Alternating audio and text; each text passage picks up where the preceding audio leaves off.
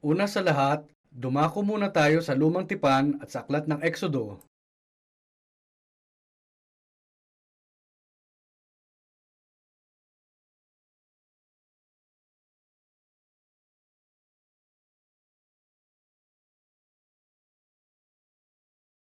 Eksodo, Kabanata 20, mga talata 1 hanggang 6. Babasahin ko mula talata 1.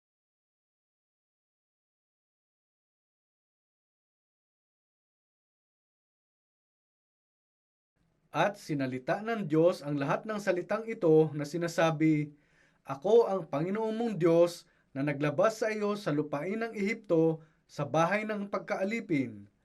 Huwag kang magkakaroon ng ibang Diyos sa harap ko.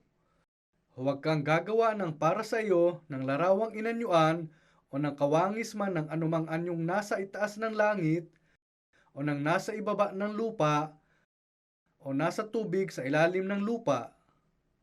Huwag mong yuyukuran sila o paglilingkuran man sila, sapagkat akong Panginoong mong Diyos ay Diyos na mapanibughuin na aking dinadalaw ang katampalasanan ng mga magulang sa anak hanggang sa ikatlo at ikaapat na salin ng lahi ng mga napupuot sa akin.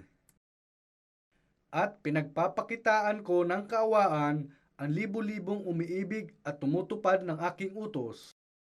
Sa mga taga-Roma, Kabanata 3, talata 20, sinasabing, sa pamamagitan ng mga gawa ng kautusan ay walang laman na aariing ganap sa paningin niya, sapagkat sa pamamagitan ng kautusan ay ang pagkakakilala ng kasalanan. Bakit ibinigay ng Diyos ang kautusan sa tao? Ibinigay niya ang kautusan sa tao upang mabatid niya na isa siyang makasalanan. Subalit, marami sa mga simbahan ngayon ay nagkakamali na naman sa puntong ito. Hindi nila alam kung bakit ibinigay ng Diyos sa tao ang kautusan, kaya nagsisikap sila na tuparin ang kautusan. Walang maliligtas sa pagtupad ng kautusan, kahit matupad pa nila ang lahat ng mga kautusan. Tingnan ngayon ang talata 3. Huwag kang magkakaroon ng ibang mga Diyos sa harap ko.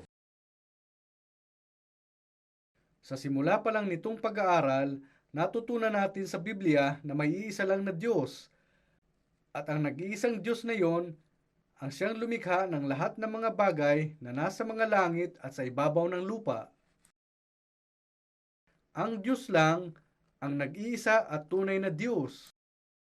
Ang Diyos lang ang nag-iisa at tunay na Diyos at ang ibang mga Diyos ay kay Satanas.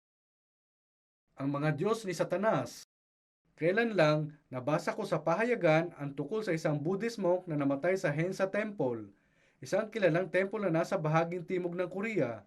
Habang naghihingalo siya, binanggit doon na sinabi niyang, Satanas, huwag kang lalapit sa akin. Lahat ng mga Diyos dito sa mundo ay kay Satanas at ang pagsamba sa mga Diyos na iyon ay pagsamba din kay Satanas. Si Satanas ang kalaban ng Diyos. Ang pagsamba sa anumang Diyos na hindi ang siyang tunay at nag-iisang Diyos ay isang matindi at napakalaking kasalanan. Hindi kayo dapat sumamba sa ibang Diyos maliban na lang sa nag-iisa at tunay na Diyos. Kung gagawin ninyo, si Satanas ang sinasamba ninyo. Tingnan ngayon ang ikalawang kautusan sa talata 4. Huwag kang gagawa para sa iyo ng larawang inanyuan o kawangis man ng anumang anyong nasa itaas sa langit o nasa ibaba ng lupa o ng nasa tubig sa ilalim ng lupa. Huwag mong yuyukuran sila o paglilingkuran man sila. Tingnan nyo ito. Sinasabi sa unang kautusan, huwag kang magkakaroon ng ibang Diyos sa harap ko. Ngayon dito, sa ikalawang kautusan, sinasabi na huwag gumawa ng anumang idolo na yuyukuran at sasambahin. Ano ang idolo? Ang idolo ay anumang uri ng larawan na gawa ng tao na niyuyukuan at sinasamba.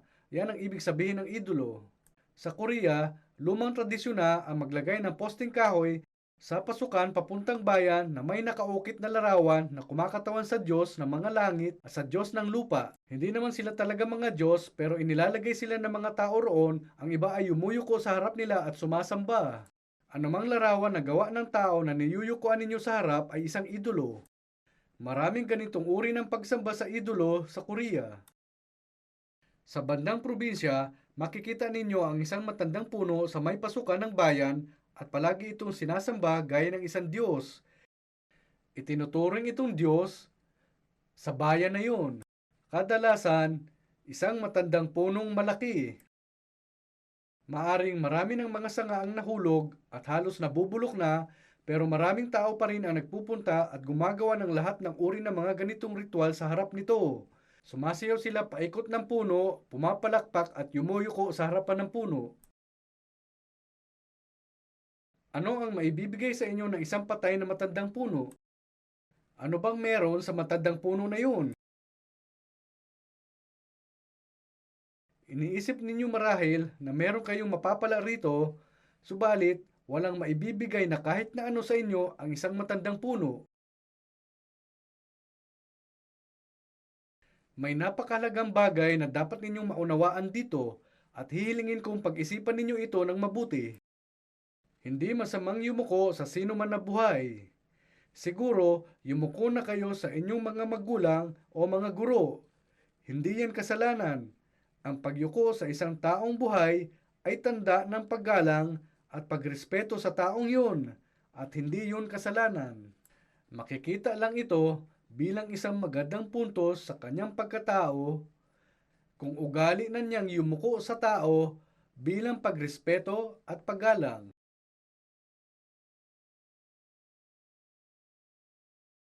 Pero pag-isipan ninyo ito ng mabuti sandali. Nasubukan nyo na bang yumuko sa taong hindi buhay?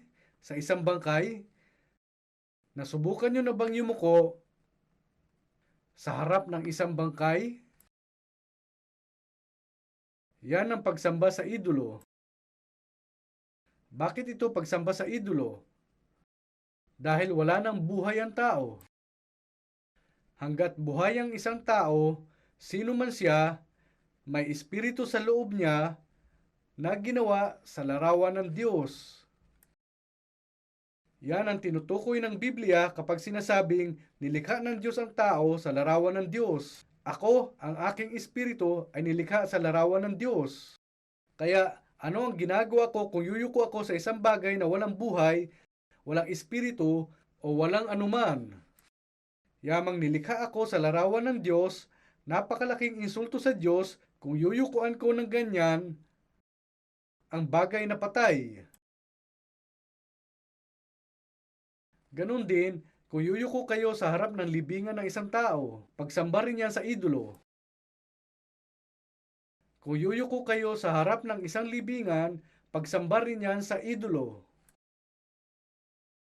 Maraming mga tao ang naniniwala sa mga multo. Iniisip nila na matapos mamatay ng isang tao, naglalakbay ang espiritu niya sa lupa at minsan, bumabalik siya at nananakot ng ibang tao. Sinasabi ng mga tao na naglalakbay ang espiritu ng mga patay rito sa mundo, pero gaya ng ipinaliwanag ko na, malinaw na ipinakita sa atin ng Biblia na hindi ganito. Nakakarinig tayo ng maraming mga kwento tungkol sa mga multo, pero dapat ninyong tandaan na ang ganoong mga pangyayari ay bahagi rin ng laro ng Diablo. Naniniwala ang tao sa mga multo, pero dinaya lang ang mga ganoong tao. Nadaya sila ng Diablo. Lagyan dito ng tanda at dumako sa Lucas Kabanata 16.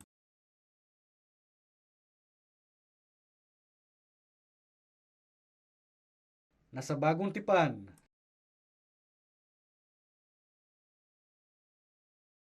Lucas Kabanata 16, mga talata 19 hanggang 24.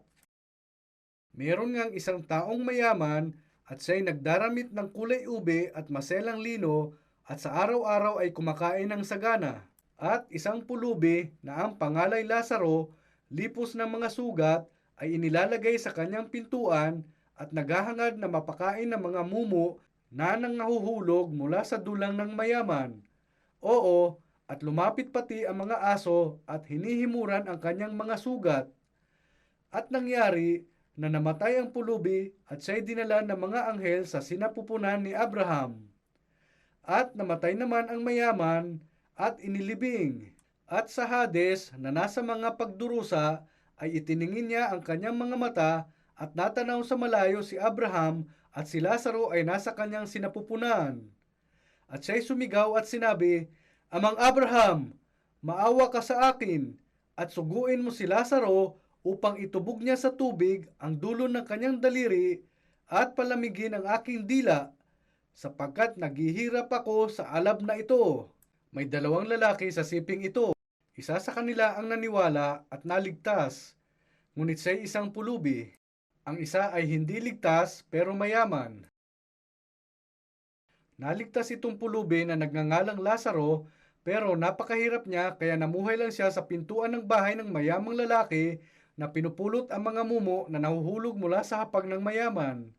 At tapos sa huli namatay siya. At sinasabi rito na dinala siya ng mga anghel sa sinapupunan ni Abraham. Sabi nga, pumunta siya sa paraiso. Tapos, namatay rin ang mayamang lalaki. Ngunit saan napunta ang kanyang espiritu matapos niyang mamatay? Natural, bumalik ang laman niya sa alabok ng lupa, pero napunta ang espiritu niya sa Hades. Sinasabi yan dito.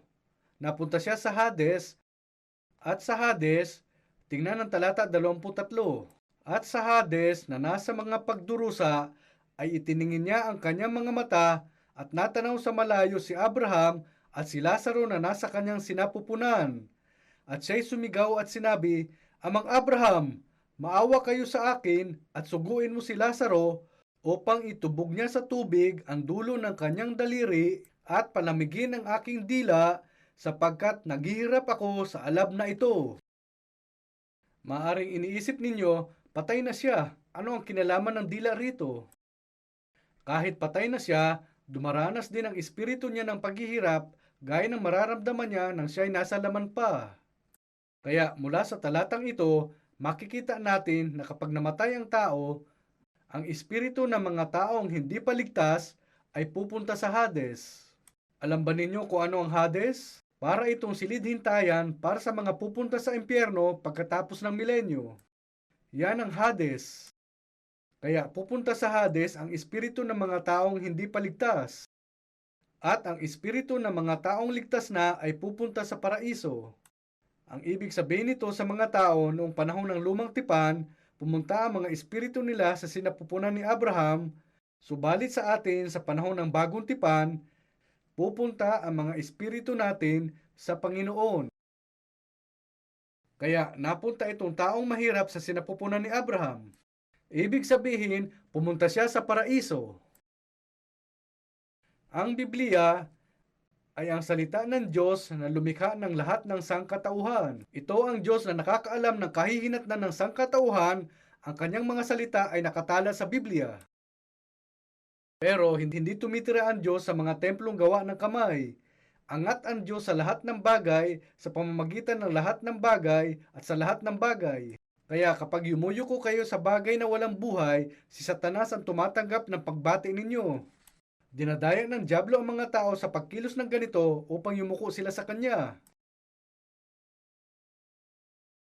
Ang pagsamba sa ibang mga Diyos at pagsamba sa mga idolo ay talagang kasumpa-sumpang kasalanan. At kalaunan, kapag sila'y hinatulan, may mabigat na sintensya para sa kanila. Subalit, hindi talaga ito alam ng mga tao at patuloy lang sila sa pagsamba ng mga idolo na para bang normal na itong gawain.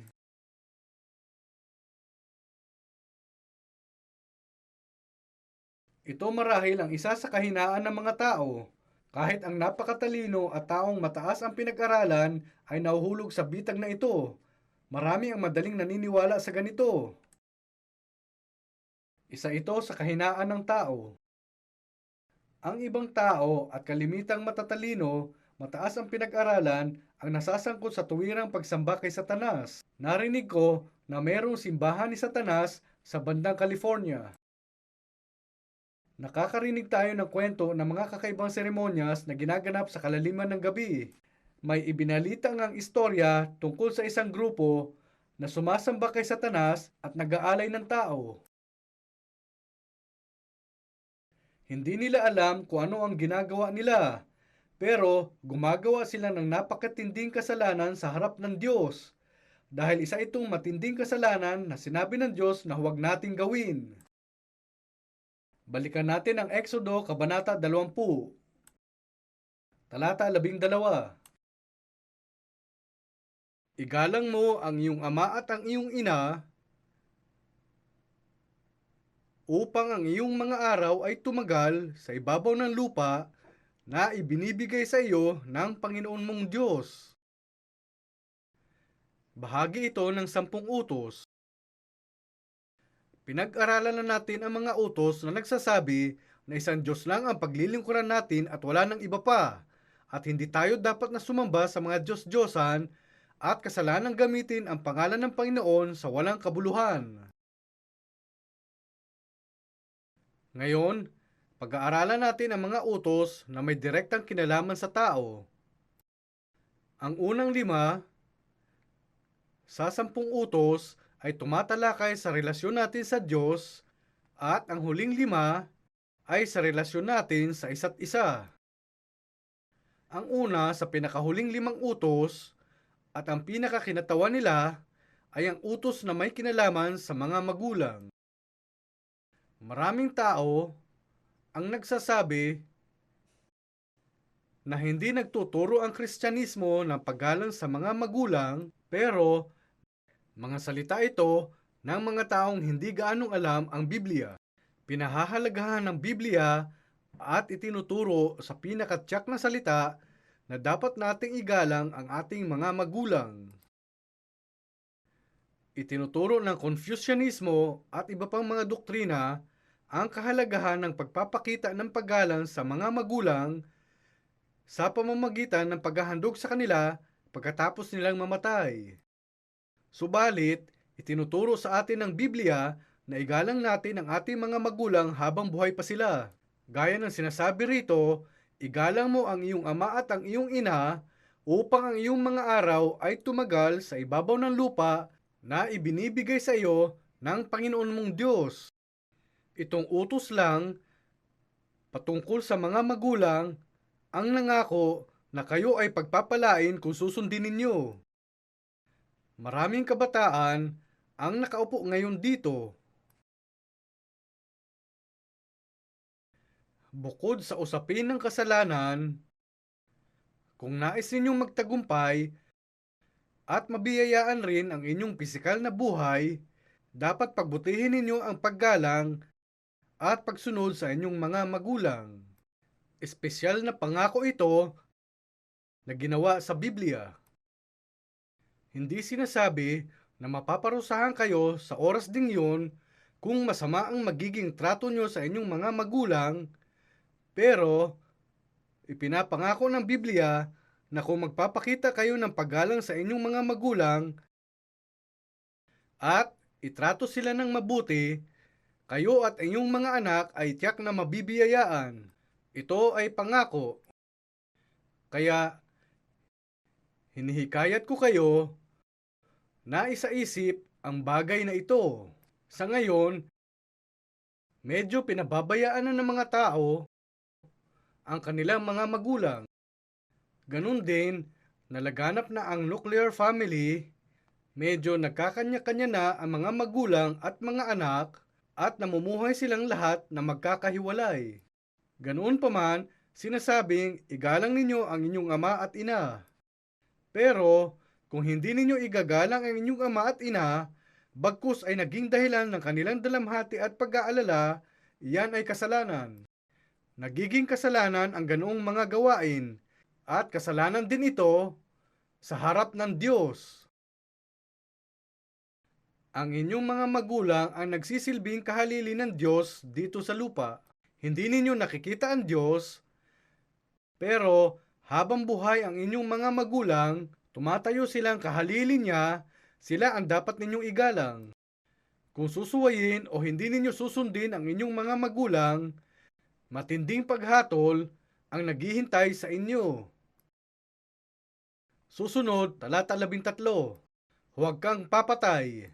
Pagpatay. Inaasahan ko na wala rito ang talagang pumatay o nakapatay na ng tao. Pero may isang uri ng pagpatay na nagawa na ninyo siguro. Ang abortion. Hindi ko babanggitin ang espesyal na mga kaso Gaya ng kapag nanganib ang buhay ng isang babae dahil sa pagbubuntis.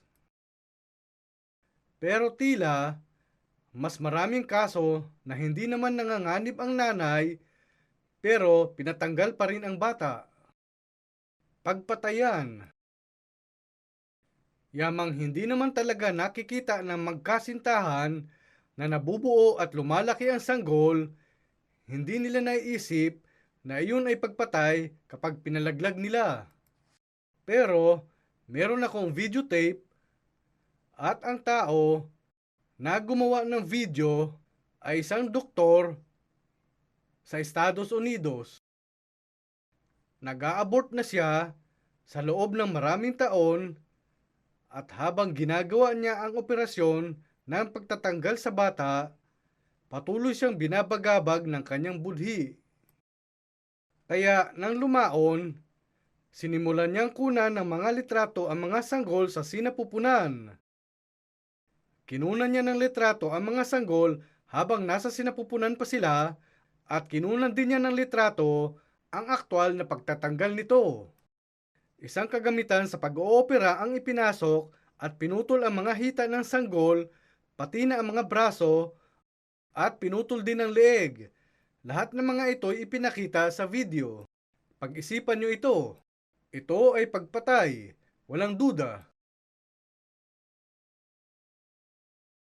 Hindi naiisip ng mga tao na isa itong pagpatay dahil hindi nga naman nila nakikita, pero kapag ipinagbubuntis na ang bata sa loob ng sinapupunan at nagsisimula ng mabuo ang katawan, ang pagpatay sa batang yon ay tiyak na pagpatay.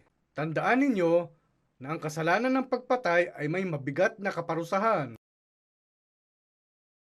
Susunod sinasabing, huwag kang mangangalunya. Ano ang pangangalunya? Hindi kasalanan para sa legal na ikinasal na mag-asawa ang magkasamang matulog at magkaroon ng sexual na relasyon.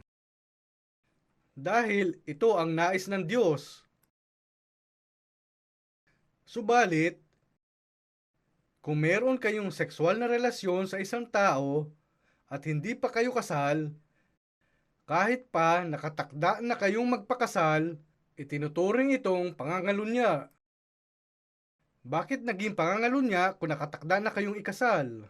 Kung itinakda na kayo, ibig sabihin nangako kayong magpapakasal, hindi nangangahulugan mag-asawa na kayo. Katanggap-tanggap lang ang sexual na relasyon sa pagitan ng mag-asawa. Katanggap-tanggap lang ito sa pagitan ng mag-asawa. Kung meron kayong sexual na relasyon sa taong hindi pa ninyo pinakakasalan, matindi itong kasalanan na tinutukoy bilang pangangalunya. Isa pang bagay na nais kong sabihin dito ay marami sa mga tao rito sa mundo ay talagang manhid na sa sexual na mga kasalanan. Kahit sa mga batas pambansa, sa isang pagkakataon, kung magkaroon ng relasyon ng isang lalaki o may bahay sa ibang tao, ito ay itinuturing na krimen. Pero, hindi na ito ngayon basihan para mahuli ang isang tao. Sa ngayon, tinatawag itong pagtataksil, di ba? Ang pagtataksil o pangangalunya ay dating labag sa batas, pero naipasa na ang mga batas para baguhin ito upang hindi na ituring na krimen ang pangangalunya na may kaparusahan. Sa mga lugar gaya ng Europa at Japan, uso na sa mga kabataan ang matulog katabi ang kanilang kasintahan bago sila ikasal. Sinusubukan nilang mamuhay ng magkasama at kung makita nila na compatible sila, doon lang sila magpapakasal. Nasa Japan ako, 10 araw ang nakalipas. At habang naroroon ako, narinig ko ang tungkol sa isang dalaga na dumating mula sa North Korea. Ang pangalan niya ay Hyun Hee Kim. Medyo asiwa akong sabihin ito, pero tila may nagmungkahi sa kanya na gamitin ng isang bagay na babae lang ang gumagamit. Pero tumanggi siya sa pagsasabi na virgin pa siya at hindi pa nakagamit ng ganung bagay. Habang inihahayag nila sa balita sa TV sa Japan Naawa sa kanya ang mga reporter. Ang punto rito ay katanggap-tanggap sa mga mamamayan ng Japan na makipagniig sila hanggat nais nila bago pa man sila ikasal. Maaari nilang gawin hanggat nais nila. Pero kapag nakasal na sila, hindi na nila ipagpapatuloy ang ganoong gawain. Nakakatawa. Ang isang bagay na dapat niyong pag-isipan ay kung bakit may hymen ang isang babae. Kapag nasira na ang hymen ng isang babae, para na rin siyang namatay. Alam ba ninyo kung bakit? Pareho ito sa babae at lalaki.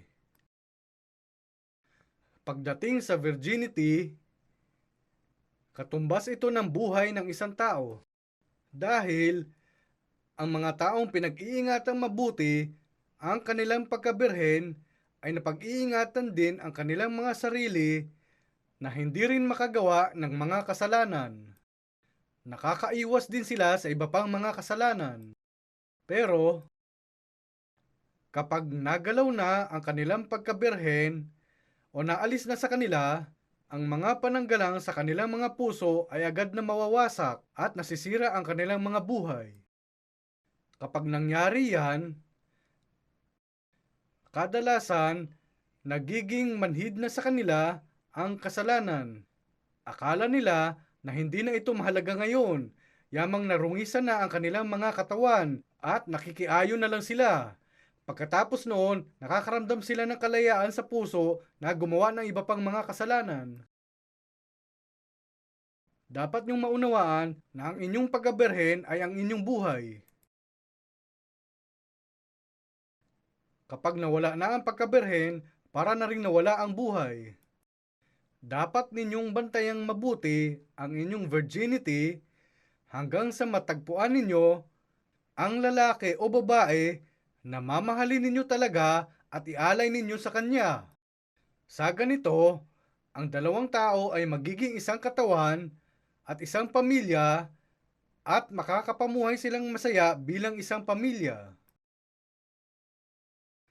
Sa sandaling marinig ng isang lalaki o babae na ang kanilang asawa ay nagkaroon ng pisikal na ugnayan sa ibang babae o lalaki noon bago pa man sila ikasal, mababago ang mga puso nila. Maaari ring magwakas ang kanilang pag-iibigan. Ganito kaseryoso ito, pero sa ngayon, nawawasak ng lahat itong mga kaugalian at makikita natin kung paanong tuluyang sinisira ang ganitong pamumuhay. Mababa na ang moral sa panahong ito at bulok na ang mundo at nasa ganap na kaguluhan. Kung sino man sa inyo ang meron ng sexual na relasyon na hindi pa ikinasal, tatanggapin ninyo ang matinding parusa. Kung hindi kayo mapagkumbaba at hindi magsisisi, walang paraan na makarating sa inyo ang pananampalataya. Susunod, huwag kang magnanakaw. Hindi ko na kailangang ipaliwanag kung ano ang pagnanakaw. Kung meron kayong kinuha sa iba na hindi nila alam, dapat ninyong pagsisihan ang inyong ginawa. At susunod, huwag kang magbibintang sa iyong kapwa. Huwag kang magbibintang. Sinasabi nito na hindi kayo dapat manloko ng iba sa pagsisinungaling at huwag kayong magsasabi ng mga bagay na hindi totoo sa ibang tao na pinagsisimulan ng maling tsismis. Susunod sa talata 17 sinasabing, huwag mong iimbutin ang bahay ng iyong kapwa, huwag mong iimbutin ang asawa ng iyong kapwa, ni ang kanyang aliping lalaki o babae, ni ang kanyang baka, ni ang kanyang asno, ni anumang bagay ng iyong kapwa. Sa pag-iimbot din, nagsisimula ang maraming kasalanan. Kaya meron tayo nitong 10 utos. Ang paliwanag sa utos tungkol sa araw ng Sabat ay medyo komplikadong talakayin sa ngayon, kaya lalaktawan muna natin. Habang binabasa nyo itong mga talata, tanungin ninyo ang sarili kung nabagabag ba ng mga utos na ito ang inyong puso. Siguro, nabagabag kayo dahil sinuway ninyo ang inyong mga magulang. Kung nabagabag kayo ng anuman sa mga utos na nabasa ninyo rito, dapat ninyong idulog yan sa harap ng Diyos at magsisi ng taos puso. Dumako tayo sa lumang tipan, sa aklat ng Isayas, Kabanata 59.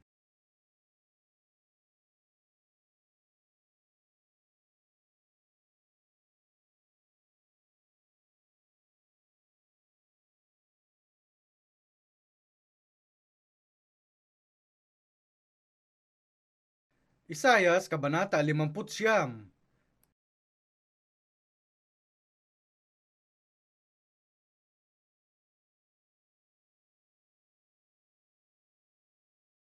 Isayas, Kabanata 59. Babasahin ko mula talata 1. Narito, ang kamay ng Panginoon ay hindi umiksi na di makapagligtas, ni hindi man mahina ang kanyang pakinig na di makarinig, kundi pinapaghiwalay ng inyong mga kasamaan kayo at ang inyong Diyos, at ang inyong mga kasalanan ay siyang nagpakubli ng kanyang mukha sa inyo upang siya'y huwag makinig. Tingnan ang sinasabi rito. Nagtataka ba kayo kung bakit hindi kayo inililigtas ng Diyos? O bakit hindi kayo maligtas-ligtas? Hindi dahil sa napakaiksi ng kamay ng Diyos kaya hindi niya kayo maligtas, o mahina ang kanyang pandinig kaya hindi niya marinig ang inyong mga dasal na humihingi ng kaligtasan. Kung ganoon, bakit?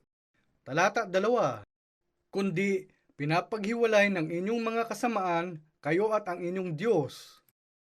Anong ibig sabihin nito? Kung titingin kayo rito, ipagpalagay na ito ang Diyos at ito ako. Lahat, sino man sila, ay mayroong kasalanan. Kapag lumitaw na ang kasalanan at gumawa na ng kasalanan ng isang tao, pumupunta ang kasalanan iyon sa harap ng Diyos, kung saan naiipon ito kasama ang iba pang nagawa niya. Yamang naiipon ang mga kasalanang ginawa natin gaya nito sa harap ng Diyos, hindi niya tayo kayang mailigtas dahil sa mga ito. At kahit magdasal pa ako sa Diyos, sa harang lang na ito nakararating ang aking mga panalangin at doon humihinto. Hindi nakakarating ang dasal na yon sa Diyos. Yan ang punto.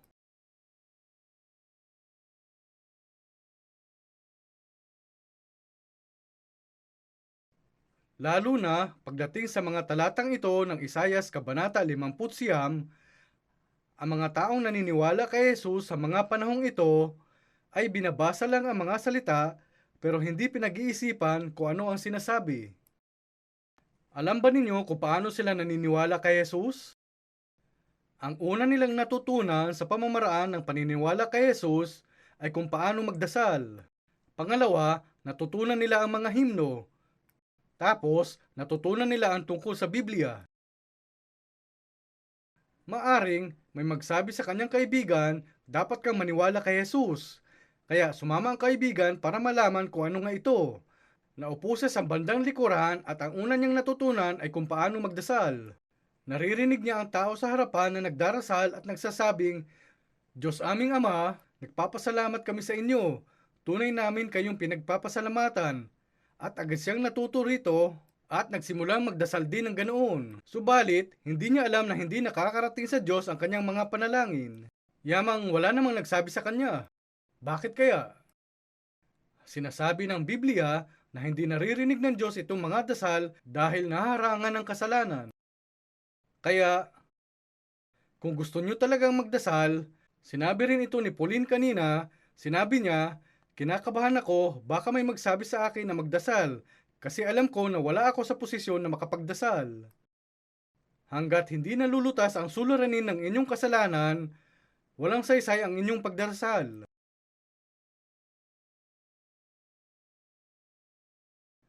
Pag-isipan nito sandali. Marahil, marami na kayong ipinagdasal hanggang ngayon. Pero, ganap na bang nalutas ang suliranin ng inyong kasalanan Bago kayo nagsimulang magdasal? O nagdarasal lang kayo kahit nananatili pa rin ang suliranin ng inyong kasalanan? Kung nagdarasal kayo kahit naroon pa ang inyong kasalanan sa harap ng Diyos, walang kabuluhan ang mga dasal na yun. Hindi nakakarating sa Diyos ang mga dasal na yun. Wala akong oras ngayon para talakayin ito ng husto, subalit, namamali ang mga tao sa maraming bagay pagdating sa pagdarasal. May mga tao sa ibang sekta ng mga simbahan na umaakusa sa atin na hindi man lang daw tayo nagdarasal. Kapag napunta rito, ang mga taong galing sa mga revival meetings, nararamdaman nila siguro na hindi natin gaanong binibigyang pansin ang pagdarasal. Katunayan, halos hindi nga tayo nagdarasal. Ganoon nga talaga. Kapag meron tayong pagtitipon na gaya nito, nagdarasal tayo ng eksaktong 2 beses. Hindi naman ito itinakda, pero karaniwang nagdarasal ang ating MC sa simula bago magpatuloy at nagdarasal naman ako sa katapusan ng sermon. Sa Mateo Kabanata 6 sinasabing, datapwat ikaw, pagka ikaw ay mananalangin, pumasok ka sa iyong silid, ay manalangin ka sa iyong ama na nasa lihim, at sa pananalangin ninyo ay huwag ninyong gamitin ang walang kabuluhang paulit-ulit. At sa panalangin ninyo ay huwag ninyong gamitin ang walang kabuluhang paulit-ulit na gaya ng ginagawa ng mga hentil, sapagkat iniisip nilang dahil sa kanilang maraming kasasalita ay didinggin sila, sapagkat talastas ng inyong ama ang mga bagay na inyong kinakailangan bago ninyo hingin sa Kanya. Ito ang sinasabi ng Biblia. Sinabi ito ni Jesus. Sinabi niya na huwag tayong magdasal ng paulit-ulit. Alam na ng Diyos kung ano ang kailangan ninyo bago pa man ninyo hingin sa Kanya. Pagdating sa pagdarasal, may mga dasal na sinasabi sa publiko, may mga dasal na gaya ng mga sermon, iba-iba ang anyo ng mga dasal. Sa bayan kung saan ako lumaki, may isang nakatatanda sa simbahan na kapag nagumpisa ng magdasal ay aabutin ng napakahabang oras. Meron siyang kuya na hindi nakatatanda sa simbahan, katunayan, nagpapakita lang siya sa simbahan. Isang araw ng linggo, nagpunta siya sa simbahan para sa morning service at ng oras na para magdasal, tumayo ang nakababata niyang kapatid para pangunahan ng pagdarasal. Nakatatanda na ang kanyang kuya at nagsimula ng magdasal. Napakatagal niyang magdasal, kaya ang kuya niya ay hindi ito natagalan. Sumasakit ang likod ko, sinabi niya. At tumayo siya at umalis bago natapos ang dasal. Tila napakahaba ng dasal kaya sumakit ang likod niya. Nang natapos na ang nakababatang kapatid sa pagdarasal, tinanong niya kung saan pumunta ang kanyang kuya. Kaya may nagsabi sa kanya, umalis na siya panahon pa ni Abraham. Sa tuwing magdarasal kasi itong nakatatanda, uumpisahan niya sa Henesis hanggang sa buong Biblia, kaya sinabi nitong tao na umalis ang kuya niya nang si Abraham pa ang binabanggit niya. Ganyan ba talaga ang pagdarasal? Kapag nagdarasal kayo, kinakausap ninyo ang Diyos. Kaya, bakit ninyo ipaliliwanag sa Diyos ang buong Biblia mula sa Henesis hanggang sa katapusan? Sino ba ang pinangangaralan ninyo? Hindi ganyan ang dasal.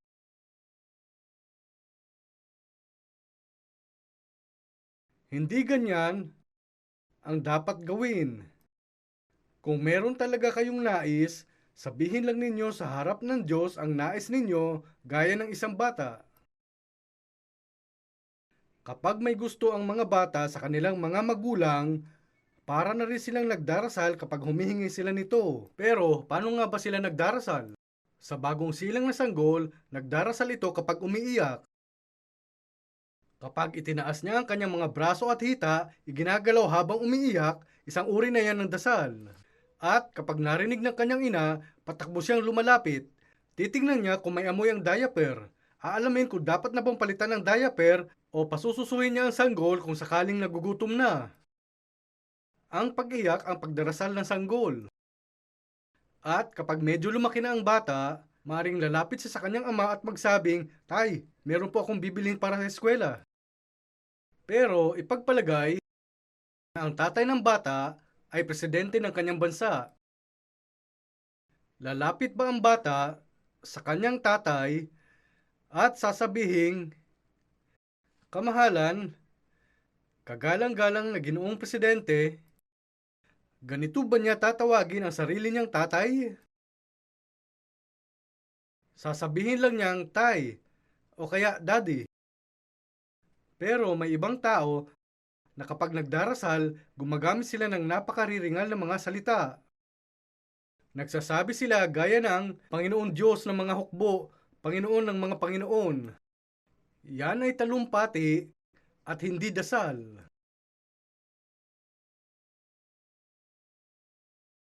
Kaya may mga dasal na masasabing mga speech, mga awit, may mga dasal na parang mga sermon, at meron ding mga dasal kung saan may taong lalapit at papaluin sa likod ang taong nagdarasal.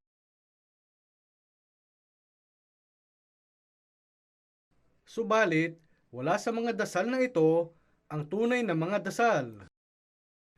Bahagi lang silang lahat ng mga formal na ritual. Hindi ganyan ang dasal. Paano ba ninyo tinatawag ang taong pinakamalapit sa inyo? Tatanungin ko kayo, sino ang pinakamalapit na dalawang tao sa isang pamilya? Siguro wala pa mga asawa ang mga naririto sa harap. Sa mga kasal na, pinakamalapit sila sa asawa nila, di ba? Kapag magkasamang nakaupo ang mag-asawa sa lamesa, tatawagin ba ng babae ng malakas na tinig ang kanyang asawa gamit ang salitang, "Asawa ko, ang pinakakagalang-galang na presidente ng ganyan at ganitong kumpanya"? Ganun ba ang gagawin niya? Hindi. Mahina silang mag-uusap para hindi marinig ng mga nakapalibot sa kanila. Ang pagdarasal ay isang pag-uusap sa pagitan ng Diyos at ng taong may tunay na buhay sa Kanya.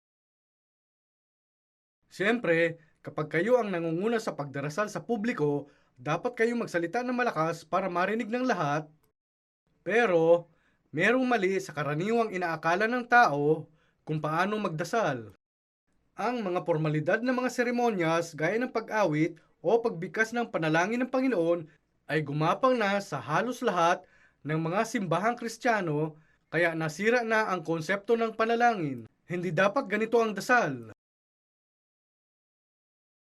Sinasabi ng mga tao na ang pagdarasal ay gaya ng paghinga. Tatanungin ko kayo, mga taong buhay ba ang humihinga o yung mga patay? Kailangan pa bang itanong yan? Nakakita na ba kayo ng humihingang bangkay? Kung ang pagdarasal ay gaya ng paghinga, kusang humihinga ang mga taong buhay. Siyempre, kapag nag-ehersisyo kayo, mas malalim ang paghinga ninyo na medyo mas malakas ang paghinga. Pero karaniwan, kapag buhay ang tao, natural lang ang paghinga. Kung gusto nyong huminga ng malalim, pwede kayong tumakbo na humihingal habang tumatakbo. Kung ang pagdarasal ay gaya ng paghinga, kapag naligtas na kayo at nalutas na ang suliranin ng inyong kasalanan, kusa kayong mananalangin sa Diyos. Matatagpuan nyo na lang ang sarili na kusang nagdarasal ng natural. Pero kung hindi kayo ligtas at humaharang ang inyong mga kasalanan, maari kayong magdasal gaya ng isang awit o speech o sermon, pero wala itong silbi sa inyo.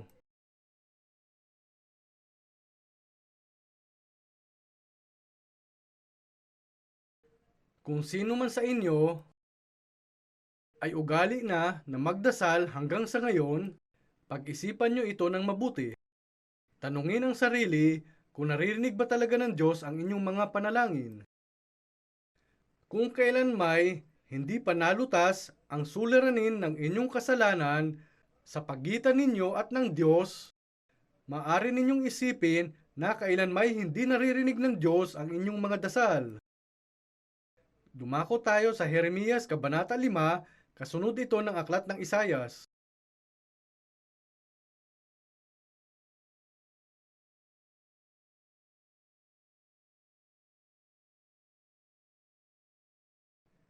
Jeremias Kabanata 5. Jeremias Kabanata 5, talata 25. Jeremias Kabanata 5, talata 25. Ang inyong mga kasamaan ang nangaghiwalay ng mga bagay na ito, at ang inyong mga kasalanan ang nagsipigil sa inyo ng kabutihan. Tingnan ito ngayon. Ipagpalagay na mayroong kasalanan sa pagitan nitong tao at ng Diyos. Pero, nais siyang bigyan ng Diyos ng mabubuting bagay. Alam ba ninyo kung ano ang pinakamabuting bagay na dumating sa atin mula sa Diyos? Ang pinakamabuting bagay na nagmula sa Diyos at nais na ibigay ng Diyos sa atin. Sa palagay ba ninyo na magagamit nyo ito para magkapera? Sa palagay ba ninyo na katalinuhan para matulungan kayong magtagumpay sa pag-aaral? Sa palagay ba ninyo ay matutulungan tayo nitong magtagumpay sa buhay? Marahil, ang isang dalaga na nakakita ng isang mayaman at gwapong lalaki para maging asawa ay iisipin na regalo siya mula sa Diyos. Pero hindi rin ito ganyan. Ang pinakamagandang regalo na nagmumula sa Diyos ay ang banal na Espiritu. Ang banal na Espiritu ang siyang nagpa-born again sa atin, at sa pamamagitan din ng banal na Espiritu, kaya natin nalalaman at natatanggap ang lahat na ibinibigay sa atin ng Diyos. Ang pinakadakilang handog na nagmumula sa Diyos ay ang banal na Espiritu. Pero, pakiulit pagkatapos ko, ang inyong mga kasamaan ang nagsipigil sa inyo ng kabutihan.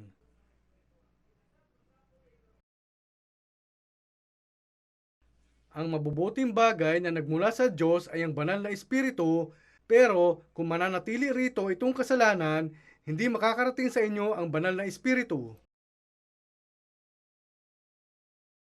Kung mananatili roon sa harap ng Diyos ang inyong mga kasalanan, hindi makakapasok sa inyo ang banal na Espiritu. Hindi ko ito gawa-gawa, di ba? Ang inyong mga kasalanan. Ang inyong mga kasalanan, kumakatawan ito sa inyong mga kasalanan. Ang inyong mga kasalanan ang nagsipigil sa inyo ng kabutihan. Subalit, kapag nalutas na itong suliranin ng inyong kasalanan, kusang darating sa inyo ang banal na Espiritu. Kapag nalutas itong suliranin ng inyong kasalanan, kusang darating sa inyo ang banal na Espiritu. Kaya ang tanong ay, paano ninyo malulutas ang suliranin ng inyong kasalanan? Hindi ba't ito ang pinakamalaking suliranin na dapat lutasin? Ngayon, tingnan natin ang Jeremias Kabanata 17. Jeremias Kabanata 17.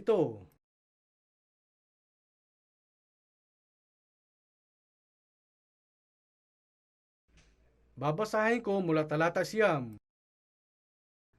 Talata siyam, Jeremias Kabanata 17, talata siyam.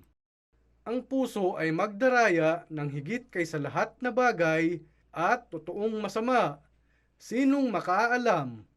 Akong Panginoon ay sumisiyasat ng pag-iisip, aking tinatarok ang mga puso upang magbigay sa bawat tao ng ayon sa kani-kanyang lakad, ayon sa bunga ng kani-kanyang mga gawain. Tingnan ang sinasabi rito. May isang bagay na hindi naiisip ng tao. May isang bagay na hindi alam ng tao. Sa tingin ko, nakatira ang karamihan sa inyo sa syudad. Kaya hindi pa siguro kayo nakapagpakain ng mga baboy, di ba? At marahil, hindi ninyo alam kung gaano karumi ang baboy. Noon, nag-alaga ako ng baboy. Kung titingin kayo sa kulungan ng baboy, makikita ninyo ang mga baboy na paikot-ikot at nauupo sa sarili nilang mga dumi.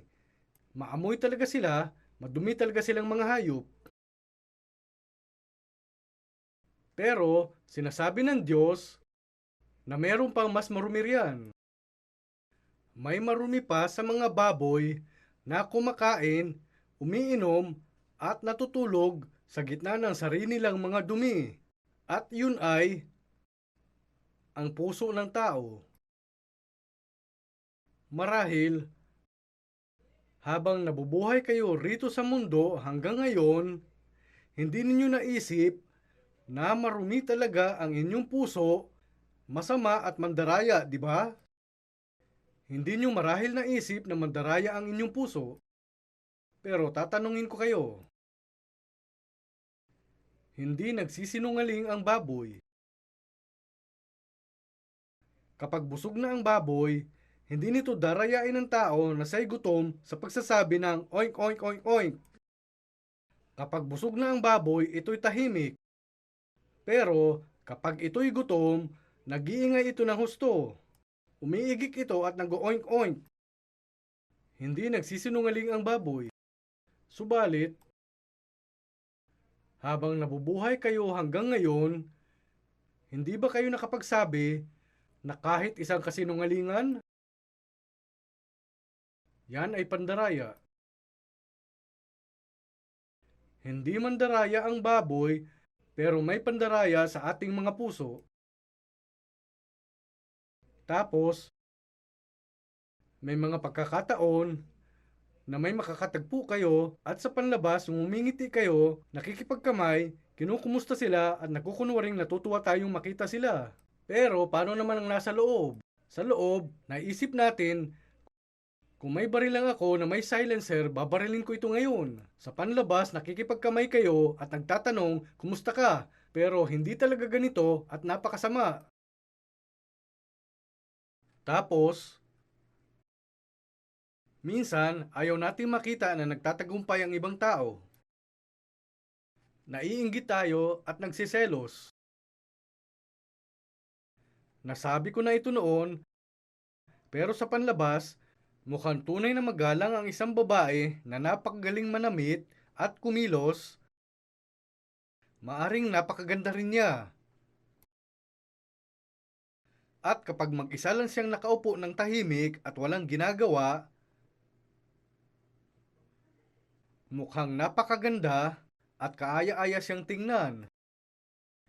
Titingnan siya ng mga tao at nakatatak sa isip nila na napakaganda ng kanyang ugali at malumanay. Pero, ipagpalagay na lumapit kayo sa kanya o magsabi o gumawa ng bagay na ikagagalit niya. Kung lumapit ka sa kanya at inakusahan siya ng bagay na hindi naman niya ginawa, bigla siya magagalit. Ha? Ano? Bakit ganun siya kumilos? Dahil yan sa kasamaan na nasa loob. Kung walang kasamaan sa loob ng taong yun, anuman ang gawin nyo sa kanya, mananatili siyang mahinahon. Para lang siyang estatwa ng Buddha. Murahin man ninyo ang estatwa ng Buddha, hindi nito maiintindihan. Sampalin man ninyo siya, baliwala lang sa estatwa. Tahimik lang yon na mauupo gaya nito. Walang kasamaan sa estatwa ng Buddha at wala ring pangdaraya. Ganun pa man, maupo man ng tao sa posisyon ng gaya ng estatwa ng Buddha, puntahan nyo lang siya at tapikin ng mahina, maasar na sila. Pagkamuhi, galit at mura ang lalabas sa kanila. Bakit kaya? Ipinapakita nito na may kasamaan sa loob ng tao at may pandaraya. Sa madaling salita, may kasalanan sa loob ng tao. At kaya sinasabi rito, ang puso ay magdaraya ng higit kaysa lahat na bagay at totoong masama, sinong makaalam. Pag-isipan nyo ito. Habang nabubuhay kayo rito sa mundo hanggang ngayon, hindi nyo alam kung gaano kamandaraya ang inyong puso, kung gaano kasama ang inyong puso, o kung gaano ito kahangal. Yan ang punto. Nabubuhay kayo na hindi alam itong lahat. Sinong makaalam? Yamang hindi nyo ito alam hanggang ngayon, buong tapang kayong nabubuhay rito sa mundo na tila walang suliranin. Ito ang punto. Ito ang problema. Ipaliliwanag ko. Ipagpalagay na may cancer sa loob ng inyong katawan. Ayaw ng cancer ang oxygen. Sa ngayon, madumi na ang hangin dito sa mundo, kaya ang cancer na nasa loob ninyo ay patuloy na lumalaki paunti-unti. Pero kahit lumalaki na ito, hindi nyo pa rin alam. Wala kayong kaalam-alam. Kapag na-develop na ang cancer at nagdudulot na ng pananakit, doon lang ninyo malalaman, pero huli na. Sa mga oras na yon, hindi na kayang gamutin. Kahalintulad, kahit may kasalanan sa loob ng tao at kasamaan at pandaraya, kahit naroon itong lahat sa loob ng tao, nabubuhay ang mga tao na walang alam.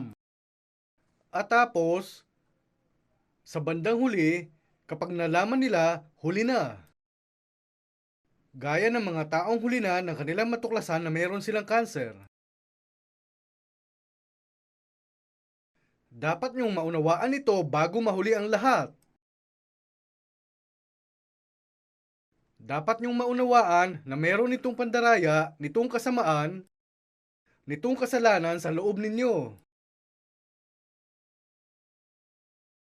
Gaya kayo ng tao na may hawak na time bomb.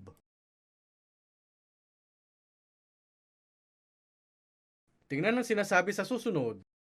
Talata 10.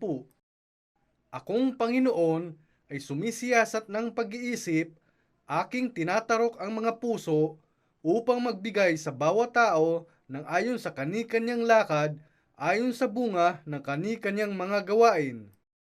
Tingnan nito, sinasabing balang araw, magbibigay ang Diyos sa bawat tao ng ayon sa kani-kanyang lakad, ayon sa bunga ng kani-kanyang mga gawain. Sa madaling salita, hahatulan niya lahat. Kaya sinasabing, anumang kasalanan ang inyong ginawa, parurusahan kayo para sa mga kasalanang iyon. Yan ang paghatol. Balang araw, darating ang oras na parurusahan kayo para sa lahat ng mga kasalanang ginawa ninyo noong nabubuhay pa kayo rito sa mundo. Ginusto man ninyong gawin o hindi ang mga kasalanang iyon. Bakit ganon? Sinong makaalam? Ang Diyos ang nakaalam kung ano ang nasa puso. Ito ang punto. Sinisiyasat ng Diyos ang pag-iisip at inaalam ang mga puso. Yamang alam ng Diyos ang nasa loob at nasa labas natin, alam niya kung ano ang nasa puso natin, kung ano ang gusto at kung ano ang ginagawa natin. Darating ang araw na magbabayad tayo para sa lahat ng mga ito. Kaya, lubhang seryoso, itong suliranin. Kapag may maling ginagawa ang isang tao, niisip nila na ligtas sila hanggat hindi sila nahuhuli. Sa ngayon, madalas ninyong marinig sa mga balita ang mga ganito. Palaging may mga kwento tungkol sa mga taong manluloko ng iba at mga taong nagnanakaw. Kapag ginagawa nila ang krimen, akala nila nagtagumpay sila at meron silang napala. Pero, isang bagay ang dapat nilang malaman, na matakasan man nila ang paghahanap at hatol ng mga batas dito sa mundo, hindi makakatakas ang kanilang mga ginawa sa mata ng Diyos, na nakakakita sa lahat ng bagay na parang nasindihan ng kidlat. Maaring sa langit nga kumidlat ng napakalayo, pero nakakapasok itong maliwanag na ilaw sa loob ng inyong silid.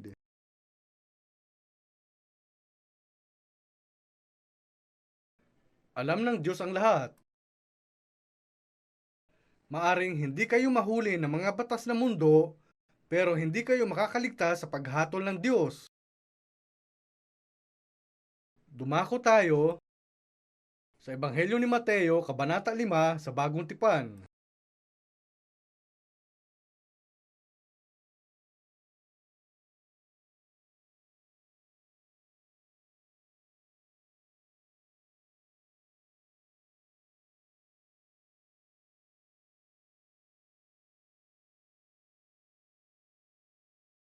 Mateo, Kabanata 5, talata 21.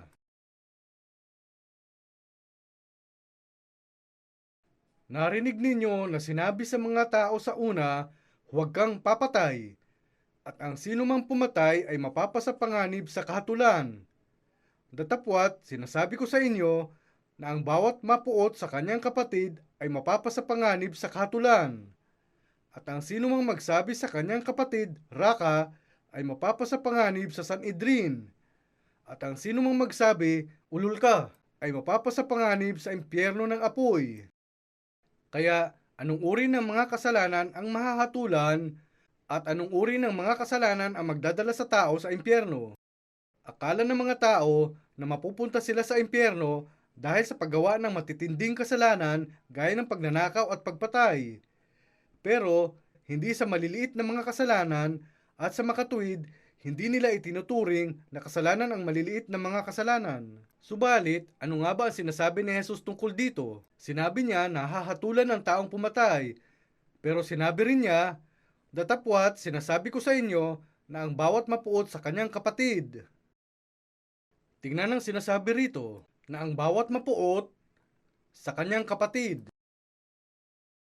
Kapag sinasabi ritong kapatid, kasama rito ang inyong mga anak, mga kaibigan, at sino pa man dito sa mundo na galit kayo o kinaiinisan ninyo. Napupuot, nagagalit, sobrang galit sa isang tao. Sinasabi sa Biblia na sa tuwing gagawin ninyo ito, sino man kayo, hahatulan kayo. Lahat, walang pinipili.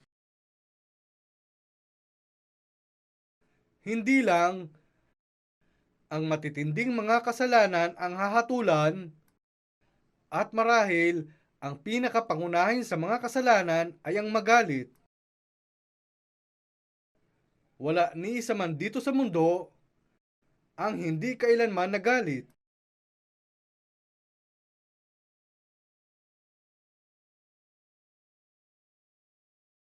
Alam ba ninyo kung ano itong paghatol? Tatalakayin ko yan sa susunod.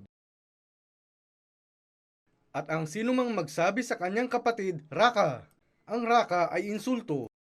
Kaya sinasabi na kung may sasabihin kayo, gaya ng tanga ka o stupido, mapupunta kayo sa impyerno dahil sa kasalanang yun. Hindi ko ito gawa-gawa. Tingnan natin sa talata 22. Datapwat sinasabi ko sa inyo na ang bawat mapuot sa kanyang kapatid ay mapapasapanganib sa kahatulan. At ang sino mang magsabi sa kanyang kapatid, Raka, ay mapapasapanganib sa Sanhedrin. At ang sino mang magsabi, ulul ka, ay mapapasapanganib sa impyerno ng apoy. Medyo sumusobra yata ang Diyos, di ba? Anong mangyayari kung ipadadala niyang lahat sa impyerno yung mga nagalit lang ng konti o may minura? Wala sino man dito sa mundo ang hindi uminsulto ng ibang tao o hindi pa nagalit. Kaya, ibig sabihin ba na lahat dito sa mundo ay mapupunta sa impyerno?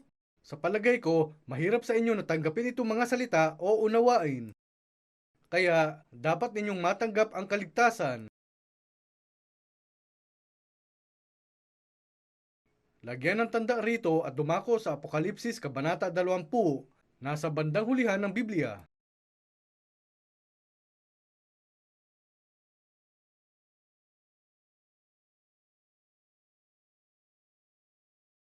Apokalipsis Kabanata 20.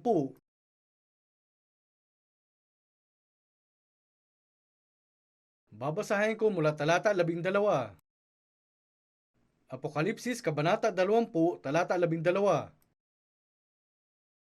At nakita ko ang mga patay, malalaki at maliliit, na nangakatayo sa harapan ng luklukan, at nangabuksan ang mga aklat, at nabuksan ang ibang aklat na siyang aklat ng buhay. At ang mga patay ay hinatulan ayon sa mga bagay na nasusulat sa mga aklat ayon sa kanilang mga gawa.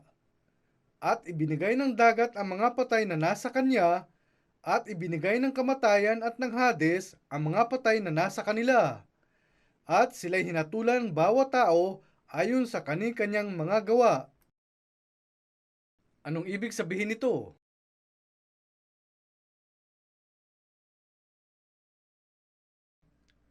Kumakatawan itong linya sa kasaysayan ng sangkatauhan.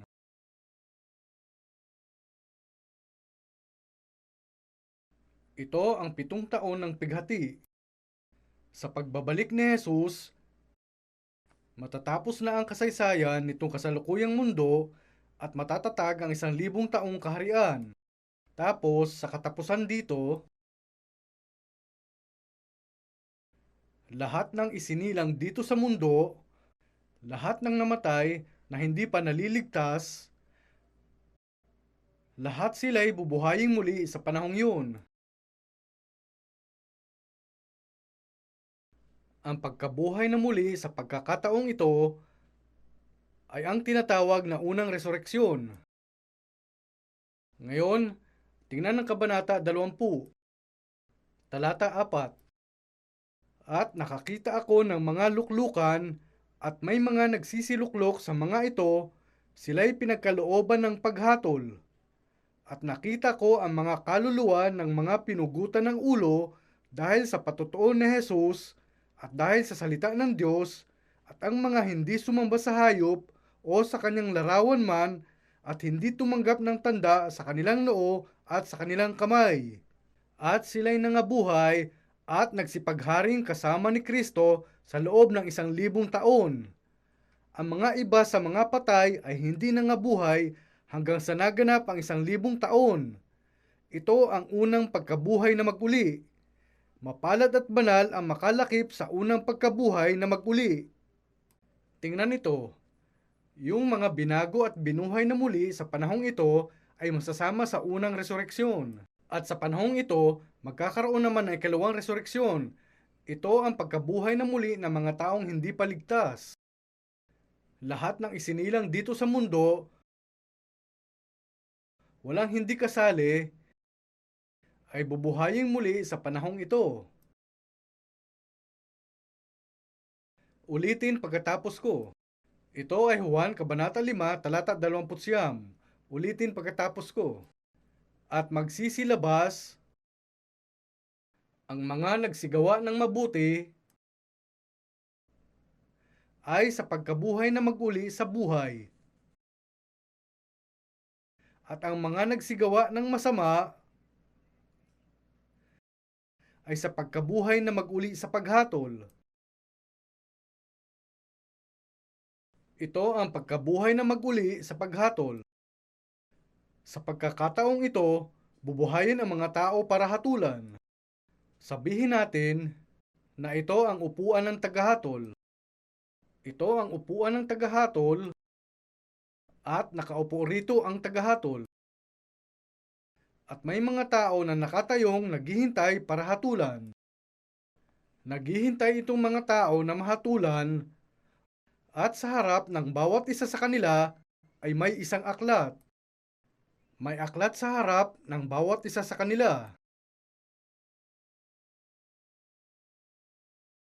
At tapos dito, sa upuan sa harap ng tagahatol,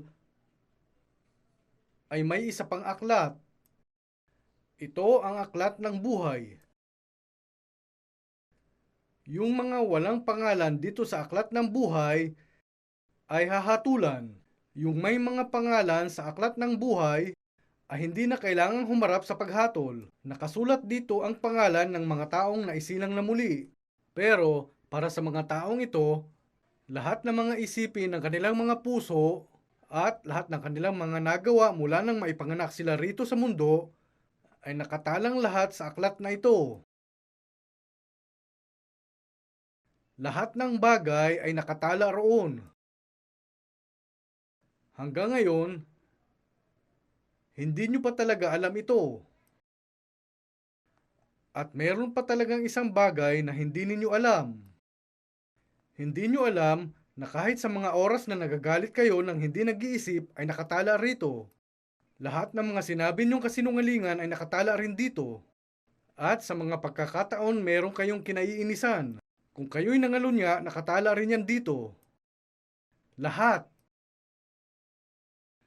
Lahat ng mga inisip nyo sa inyong puso at lahat ng inyong mga nagawa ay nakatalang lahat dito sa mga aklat. Ito ang punto. Basahin natin muli ang talata 12. At nakita ko ang mga patay, malalaki at maliliit, na nangakatayo sa harapan ng luklukan, at nangabuksan ang mga aklat. Bawat tao'y mayroon itong aklat sa harap niya, at nabuksan ang ibang aklat na siyang aklat ng buhay. Isang aklat lang ito. At ang mga patay ay hinatulan ayon sa mga bagay na nasusulat sa mga aklat ayon sa kanilang mga gawa. Kaya, hinatulan itong mga tao. Gawin nating halimbawa itong tao rito. Ito ang una, ang pangalawa, pangatlo, pang-apat, at ito ang panglimang tao. Hindi naman talaga ito posible, pero ipagpalagay na isang beses lang nagalit itong unang tao sa buong buhay niya. Minsan lang siyang nagalit. Isang beses lang uminit ang ulo nitong tao. Bunga nito, nahatulan itong tao para sa kasalanang yon at dinala sa impyerno. At pagdating niya sa impyerno, tinanggap niya ang kaparusahan ng kasalanan ng isang beses na pag-init ng ulo sa buong buhay niya. Sa impyerno, parurusahan lang kayo dahil sa inyong mga nagawa. Kanina sa Jeremias Kabanata 17, binasa natin na binigyan ang bawat tao ng ayon sa bunga ng kani-kanyang mga gawain. Sa impyerno parurusahan ang isang tao dahil sa kanyang mga nagawa. Kung minsan lang nag-init ang inyong ulo, bibigyan kayo ng parusa para lang sa kasalanang yun. Sabihin natin na nagsinungaling itong tao. Kaya tatanggapin niya ang parusa para sa isang kasinungalingan. Kung 2 beses siyang nagsinungaling, tatanggapin niya ang parusa para sa 2 kasinungalingan. May ninakaw itong tao. Kaya dapat niyang tanggapin ang medyo mabigat na parusa. At nangalunya itong tao. Makakatanggap rin siya ng matinding kaparusahan. Sinuway nitong tao ang kanyang mga magulang at parurusahan siya ayon dito. Kung 1 beses lang, parurusahan siya para sa isang kasalanan. Kung 2 beses, mas matindi ng 2 beses ang parusa niya. Ang impyerno ay lugar kung saan pinaparusahan ang mga tao ayon sa kanilang nagawa. At kaya, yan ang paghatol. At ang impyerno ay lugar na pagdadalhan sa mga tao bunga ng paghatol na yan. Kaya, gaano man kaliit ang kasalanang ginawa ninyo, babayaran ang halaga ng kasalanang yan sa impyerno matapos kayong hatulan.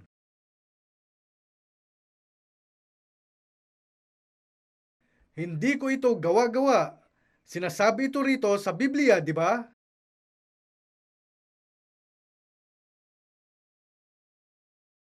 Totoo ang Biblia, di ba?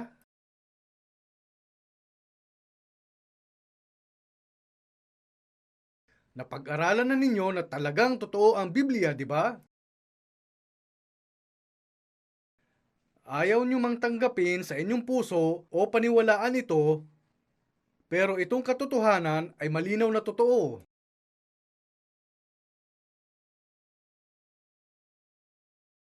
Tingnan ng talata 13. At ibinigay ng dagat ang mga patay na nasa kanya, at ibinigay ng kamatayan at ng Hades ang mga patay na nasa kanila. At sila'y hinatulan bawat tao ayon sa kani-kanyang mga gawa. Yung mga namatay sa dagat ay bubuhayin muli mula sa dagat. Yung mga namatay sa apoy ay bubuhayin ding muli mula roon. Paanong bubuhayin muli ang isang tao na namatay sa pagkasunog? Kung namatay ang isang tao sa dagat, maring may dumating na pating at kainin ang kanyang katawan. Tapos mahuhuli ng tao ang pating, kunin ang langis nito at kainin ang laman. Kung ganoon, nagtataka siguro kayo kung paano bubuhayin muli ang isang tao na namatay sa ganitong paraan. Subalit, sino nga ba ang Diyos? Siya ang lumikha ng isang bagay na mula sa wala, di ba? Namatay man ang tao sa sunog, ang mga gas gaya ng hydrogen, itong mga gas na bumubuo sa dating mga elemento ng katawan ay nananatili. Maaring papasok ito sa lupa at mahahalo at mabubuo sa lupa, pero hanggat buhay ang espiritu ng tao, hindi magiging suliranin ang muling pagkabuhay. Kaya lahat ng namatay na hindi paligtas ay pupunta muna sa Hades at sa pagkakataong ito, bubuhayin silang muli at hahatulan. Ito ang pagkabuhay sa paghatol upang sila'y mahatulan at maitapon sa dagat-dagatang apoy. Pag-isipan natin ito. Ipagpalagay na habang binabasa nyo ang Biblia at pinakikinggan itong mga salita, iniisip nyong, hindi ito totoo. Sa palagay ko, hindi ito totoo. At hindi ninyo talaga tinatanggap itong lahat sa inyong puso. Kung ganoon, ano ang gagawin nyo kapag balang araw nakita lahat ng inyong mga mata itong mga bagay na nangyayari? Anong gagawin nyo kapag nagkatotoo itong mga salita sa inyo?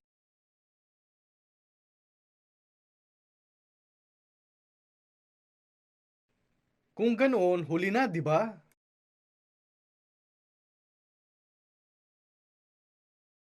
Sinasabi ng Biblia na ang impyerno ay lugar na nagliliyab na apoy. Ang dahilan kung bakit hindi kayo mamamatay roon sa apoy ay dahil nasa katawang binuhay na muli kayo na hindi masusunog. Hindi masusunog at mawawala ang katawang binuhay na muli. Kahit ang katawan ng mga makasalanan ay hindi na masusunog at maglalaho matapos buhayin muli. Walang hanggan na ito.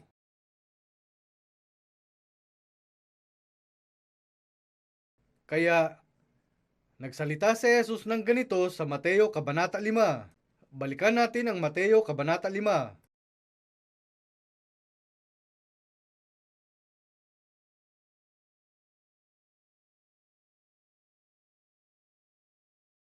Mateo Kabanata 5, talata 22.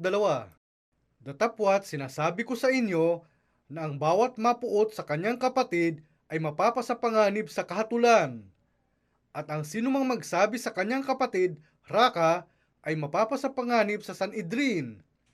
At ang sinumang magsabi, Ulol ka, ay mapapasapanganib sa impyerno ng apoy. Hindi nanunuya si Jesus. Sinasabi lang niya ang mga katotohanan bilang mga katotohanan. Talata 25. Makipagkasundo ka agad sa iyong kaalit, samantalang ikaw ay kasama niya sa daan, baka ibigay ka ng kaalit mo sa hukom, at ibigay ka ng hukom sa punong kawal, at ipasok ka sa bilangguan. Ipaliliwanag ko.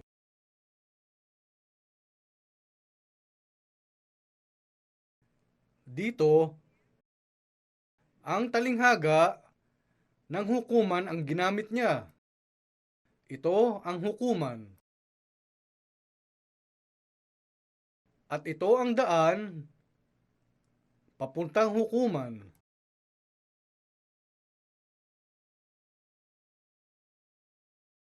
Dito, may taong tumatahak sa landas na ito. At itong tao ang umaakay sa kanya. Inaakay siya niya, pero saan ba sila pupunta? Ito ang lugar kung saan hahatulan ang mga tao. Itong tao na naglalakad sa harap ay ang taga-usig. Kadalasan, hindi ang taga-usig ang nagdadala sa akusado sa korte. Trabaho yan ng isang pulis o gwardiya sa kulungan, di ba? Pero kung tutuusin, pareho lang yan sa taga-usig na nagdadala sa akusado sa korte. At sinasabi niyang, tayo na, kailangang harapin mo ang paglilitis. Dito, ginagamit ni Jesus ang halimbawa ng paglilitis para ipaliwanag ang huling paghuhukom. At sinabi niya na itong taong nakasunod sa likod ay makipagkasundo sa kanyang kaalit, sa taga-usig niya na nauunang naglalakad sa kanya. Kapag sinasabing makipagkasundo, ibig sabihin ayusin ang gusot sa pakikipag-ayos sa taga-usig. Hindi ko sinasabi na ganoon pa rin ngayon sa Pilipinas. Pero noon, susuhulan ng mga tao ang taga-usig para maayos ang kanilang problema. Ganyan ang paraan na ginamit ng mga tao. Kung sa abogado pa lang ay aayusin na ninyo ang gusot bago pa man makarating sa korte, tapos na ang kaso at hindi na kayo kailangang litisin. Pero kung titingin kayo rito, sinabi ni Jesus, makipagkasundo ka agad sa iyong kaalit, samantalang ikaw ay kasama niya sa daan. Ano ang daan na tinutukoy niya rito? Itong daan. Ito ang daan ng buhay.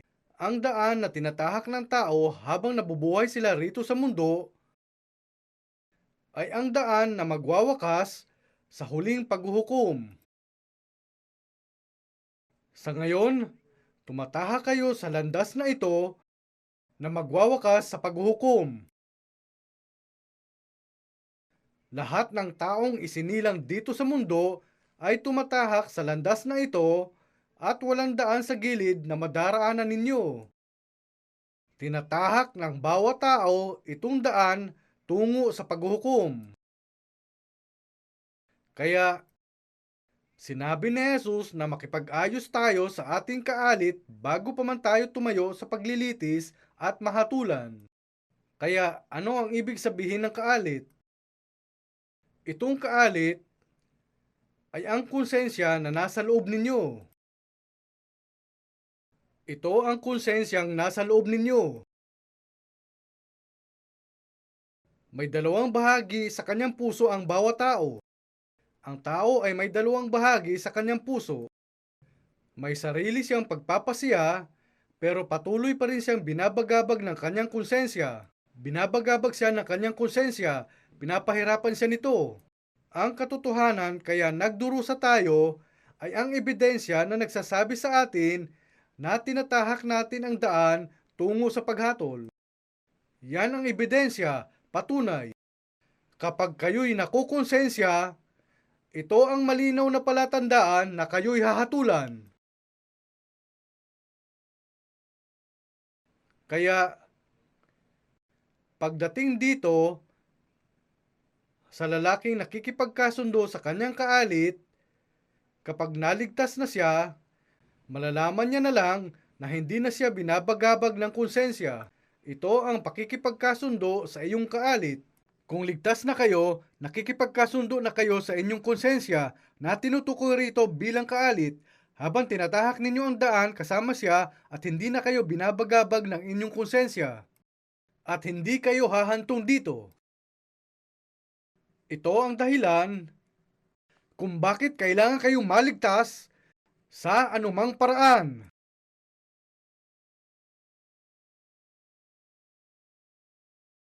Sa palagay ba ninyo na mabuti kung maliligtas kayo pero baliwala naman sa inyo kung hindi? Tingnan ito. Basahin natin muli talata 25. Makipagkasundo ka agad sa iyong kaalit samantalang ikaw ay kasama niya sa daan, baka ibigay ka ng kaalit mo sa hukom at ibigay ka ng hukom sa punong kawal at ipasok ka sa bilangguan. Itong bilangguan ay ang impyerno. Talata 26. Katotohanang sinasabi ko sa iyo, hindi ka aalis doon sa anumang paraan hanggang hindi mo mapagbayaran ang katapus-tapusang beles. Ang bilangguan dito ay siya mismong impyerno. At kapag sinasabing hindi ka aalis doon sa anumang paraan hanggang hindi mo mapagbayaran ang katapus-tapusang beles, ibig sabihin, hindi kayo makakaalis doon hanggat hindi ninyo napagbabayaran ng buo ang inyong mga kasalanan. Ipaliliwanag ko pa. Ano ang beles o isang pera? Ito ang pinakamaliit na pera na meron tayo. Ang piso ang pinakamalaki sa lahat. Nariyan ang piso, ang 25, 10 sentimo, at ang isang pera. Ang piso, 25, 10 sentimo, 5 at ang mamera. Ang isang pera ang pinakamaliit sa lahat. Ibig sabihin nito na dapat bayaran ang halaga ng kahit na pinakamaliit na mga kasalanan. Dapat ninyong bayaran ang halaga ng inyong mga kasalanan. Kung hindi nyo babayaran ang halaga ng inyong mga kasalanan, mananatili lang ang suliranin ng inyong kasalanan. Dapat nyong bayaran ang halaga ng inyong kasalanan. Pag-isipan nyo ang inyong sarili. Isipin ninyo ang mga kasalanang ginawa nyo rito sa mundo sa ngayon habang kayo'y nabubuhay. Marahil nagalit kayo o nagsinungaling. Marahil nainggit kayo o nagselos o nanloko ng ibang tao. O marahil nangalunya kayo. Tanungin ninyo ang inyong mga sarili kung napagbayaran nyo na ng buo itong mga kasalanan na ginawa ninyo. Binayaran nyo na ba ang halaga ng lahat ng inyong mga kasalanan hanggang sa pinakahuling beles?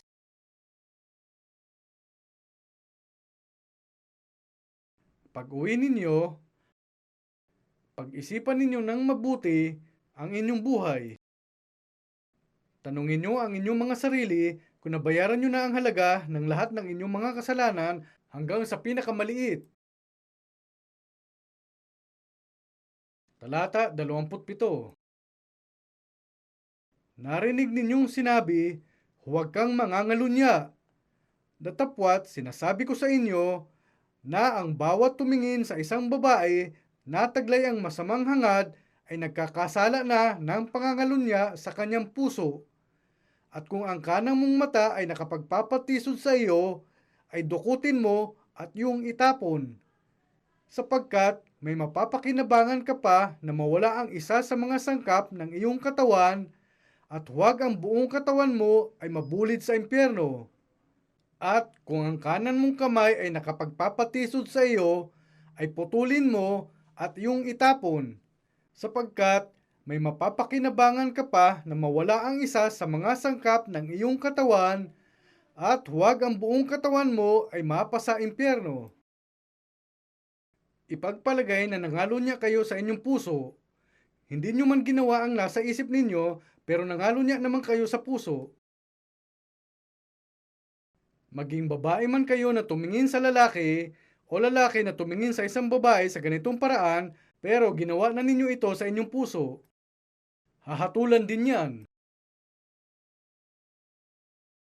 Kaya sinabi ni Jesus, at kung ang kanan mong mata ay nakapagpapatisod sa iyo, kung ginamit ninyo ang inyong mga mata para tingnan ang isang babae o lalaki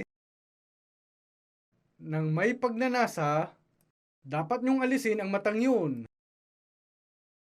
At kung meron kayong sinuntok o gumawa ng ibang kasalanan gamit ang inyong kanang kamay, sinasabing putulin ninyo. Yamang, ang buong katawan ninyo ay mapupunta sa impyerno dahil sa inyong kanang mata o kanang kamay. Sinasabing itatapon ang buo ninyong katawan sa impyerno. Pero kung tatanggalin ninyo ang inyong kanang mata, magkakasala pa rin kayo gamit ang kaliwa nyong mata. Sinasabi nila na kapag pinutol ninyo ang mga kamay ng isang sugarol, magsusugal pa rin siya gamit ang mga daliri sa paa. Putulin man ninyo ang inyong mga kamay, patuloy pa rin kayong magkakasala. Kaya nakita natin na kapag tiningnan natin na nasa puso mismo ang kasalanan. Kaya Ang kasalanan ay nasa inyong puso. Ito ang punto.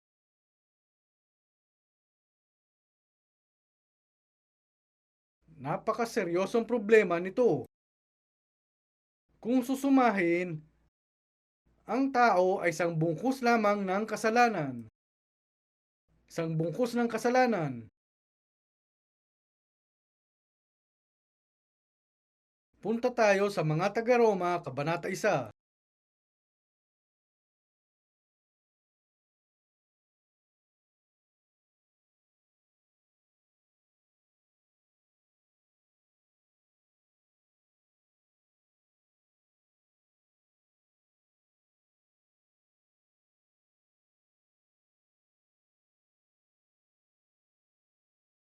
Mga taga-Roma, Kabanata 1, babasahin ko mula talata 21.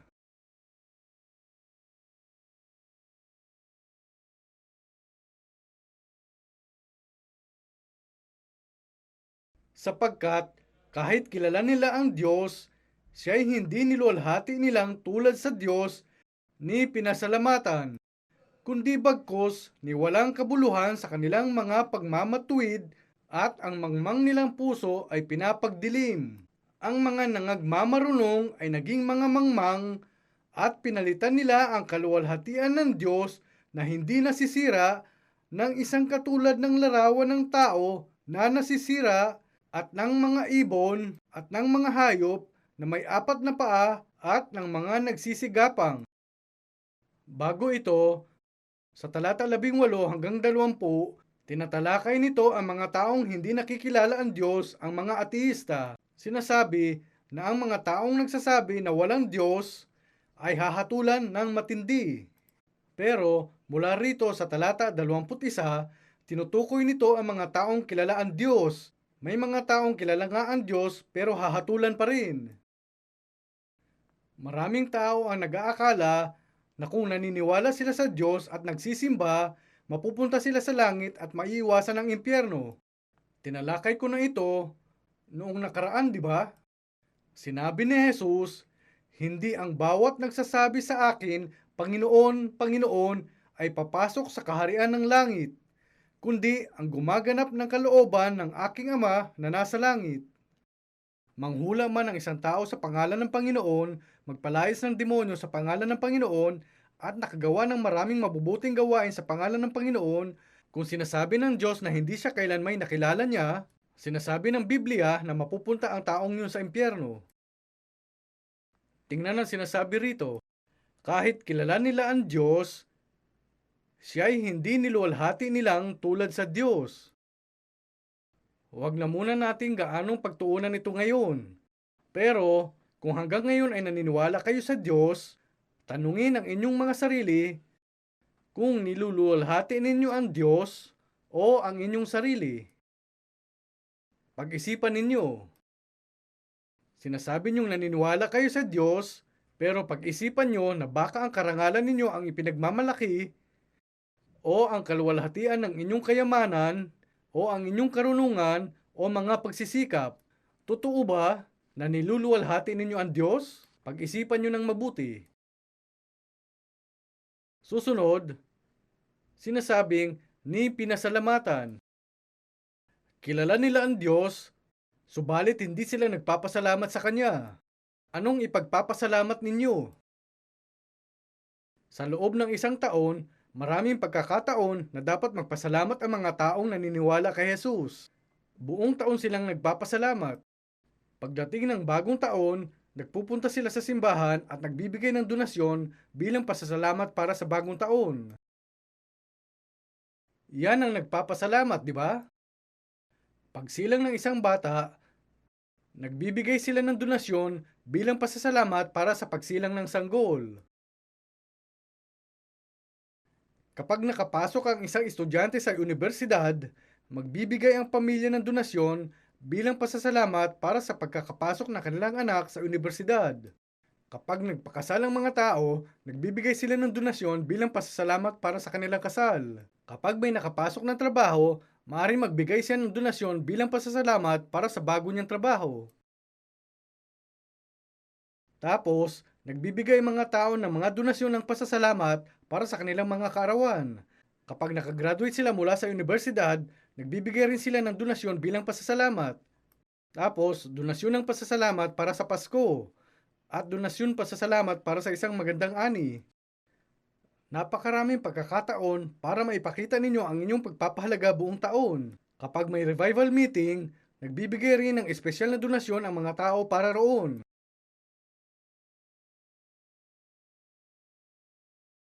Pero, may isang tunay na pagpapakita ng pasasalamat na wala sa lahat ng mga yun. Kung wala ang tunay na sandali ng pasasalamat, lahat ng iba pang mga pasasalamat ay mababaliwala lang lahat. Pawang walang mga kabuluhan. Ano ba itong tunay na sandali ng pasasalamat? Ito ay kapag masasabi nyo na sa Diyos, salamat sa pagliligtas nyo sa akin. Yan ang nawawala. Panginoon, napatawad na ang aking mga kasalanan. Ito ang sandali ng kaligtasan at ito ang nawawala. Kapag wala, ang isang tao nito ng pasasalamat para sa kaligtasan, walang matibay na batayan upang mabuo ang iba pang pasasalamat. Dumadaloy lang ang iba. Lagyan dito ng tanda at dumako tayo sa Isaias Kabanata 12 sa Lumang Tipan.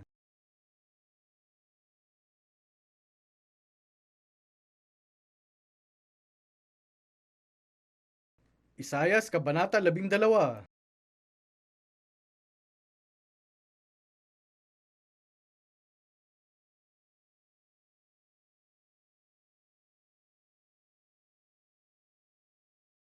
Isayas Kabanata 12, talata 1. At sa araw na yaon ay iyong sasabihin, ako'y pasasalamat sa iyo, O Panginoon, sapagkat bagaman ikaw ay nagalit sa akin, ang iyong galit ay napawi at iyong inaaliw ako. Dito sinasabing natapos na ang galit ng Diyos, nawala na. Dati, palaging takot kayo sa Diyos. Takot kayo at binabagabag kayo ng inyong konsensya. Dati, nakakatakot ang Diyos sa inyo. Pero ngayon, nawala na ang galit niya, natapos na. Bakit? Ganyan ang nangyayari sa sandaling maligtas kayo. Ituloy natin, talata 2. Narito, Diyos ay aking kaligtasan, ako'y titiwala at hindi ako matatakot. Sapagkat ang Panginoon si Jehovah ay aking kalakasan at awit at siya'y naging aking kaligtasan. Kaya't kayo'y iigib ng tubig na may kagalakan sa mga balon ng kaligtasan. Nakita nyo na? Para saan ang pasasalamat na to? Para sa kaligtasan, di ba? Pagpapasalamat ito para sa kaligtasan.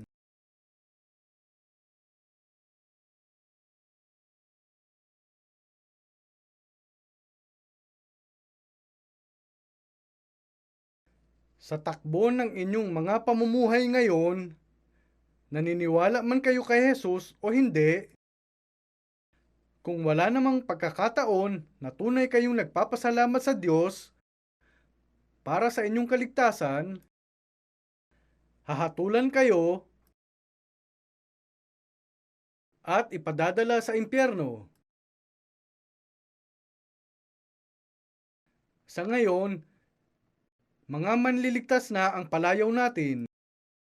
Natalakay na natin ng husto ang tungkol sa kaligtasan na halos laganap na ang salitang kaligtasan ngayon at ipinapangaral na rin ng ibang mga simbahan ang kahalagahan ng kaligtasan. Pinag-uusapan nilang lahat.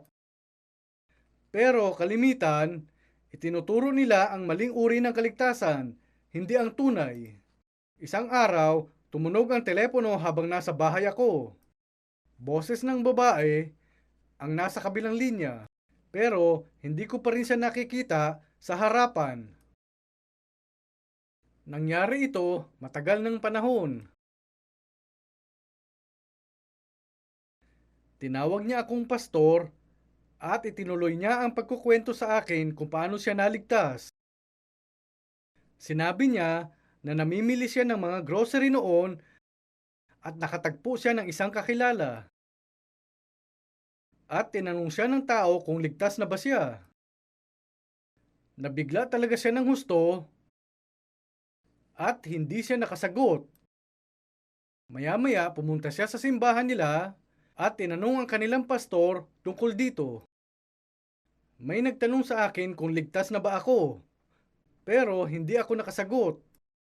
Sinigawan siya ng pastor na nagsasabing, ano ang ibig mo sabihin na hindi ka makasagot? Isa kang diakono, di ba? Sana sinabi mong ligtas ka na, di ba?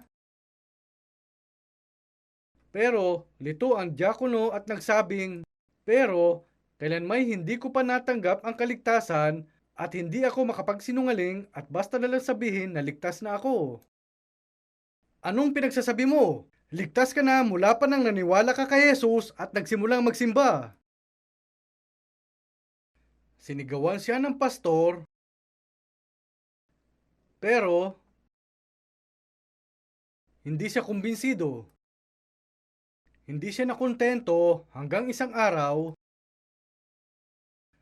nakakita siya ng isang poster na nagsasabi tungkol sa isang revival meeting. Kaya pumunta siya. Ang taong namumuno sa revival meeting ay kakilala ko. Siya ay taong ligtas na. At naligtas nga ang babae sa revival meeting. Matapos siyang maligtas, bumalik siya sa kanyang simbahan at sinabi sa kanyang pastor. Tapos sinigawan siyang muli. Sinabing nagpadala siya sa kulto at pinalaya siya sa simbahan. Ito ang kanyang kwento. Ang kaligtasan ay hindi nyo maaring gawin o gawin ng iba para sa inyo. Kapag may nagsabi sa inyong, sabihin mo na lang na ligtas ka na.